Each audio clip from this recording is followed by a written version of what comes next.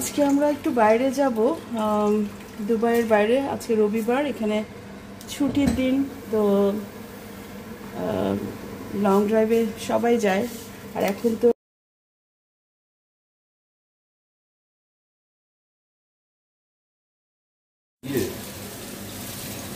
এই হচ্ছে আমার সার্ডিন ফিশ, সার্ডিন মাছ ভাজা হয়ে গেছে। এটা হারুন কমপ্লিট করেছে ভাজাটা। আর আসলে যে ফ্রাই প্যানটা ভালো, কিন্তু লেগে লেগে যাচ্ছিল। আমি জানি না যে মাছ, এই মাছের চামড়াটা আসলে খুব পাতলা থাকে, তো একটু মিডিয়াম লো হিটে করলে ভালো, বুঝেছো? খুব তাড়াতাড়ি কিন্তু লেগে যায়। আর এটা হচ্ছে রোস্টের জন্য, হারুন রোস্ট করবে। ওর রোস্টে ও ইয়োগার্ট ইউজ করবে না, কারণ সে ইয়োগার্ট খেতে পারে না। তো ইয়োগার্ট ছাড়া যেইভাবে রোস্ট হয় লেবু টেবু দিয়ে করবো আর কি। লেবু, টমেটো সস, কেচাপ এগুলো দিয়ে করতে হবে।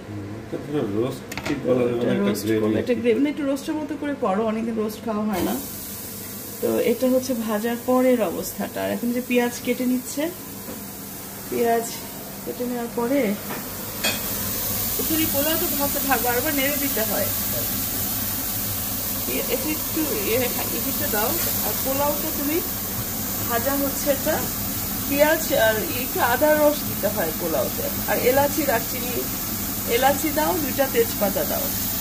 কারণ রান্না করছে পূর্ণর দমে, করো না আরো।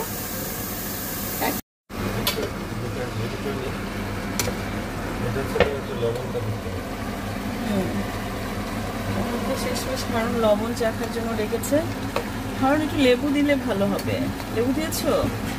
তাহলে এটা দেখলেন আপনারা, চিকেনটা আগে ভাজা হয়েছিল, ভেজে তারপর এরপরে মনে হয় ও পেঁয়াজ বেশি করে দিয়ে ওটাকে ব্রাউন কালার করেছে। এর মধ্যে যে এলাচি, দারচিনি, তেজপাতা দাও নাই তো? তেজপাতা দিতে হবে 2টা। হ্যাঁ, লবঙ্গ দিতে পারো 2টা। তারপর স্টার আনিস দিও না, একটু পেপার দিলে ভালো। একটু সামান্য চিলি পাউডার অথবা পাপরিকা দিতে পারো। খুবই মজা হয়েছে। আর একটু লবণ দিও না, শুধু লেবু দাও। আর একটু কেচাপ বা সস দাও, তাহলে একটু সুইট